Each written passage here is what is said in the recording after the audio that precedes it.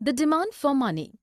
Definition of liquid assets, which can be owned and be exchanged into cash with ease, is called an asset. In the case of property, we need to sell it in order to get cash value as equivalent with the market rate. Regarding real estates, if it is sold in premature time, loss can be incurred. On the contrary, for funds, we have them in bank accounts which are invested in CDs, and thus it can be converted into cash without any complexity. These are called liquid assets.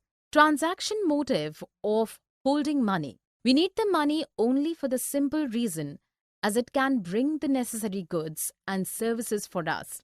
Between the expenditure and the receipt of wages or salaries or incomes, a difference exists. The income acts as a primary cause for the demand of money in transaction. This is affected by the factors of various levels of business activity and the type of receiving the income as well. Speculative motive of holding money. The investor or trader used to hold the cash in order to gain the best investment opportunity at the time when it arises in future. Eventually, an investor always wants to conserve a decent amount of liquidity in his or her portfolio.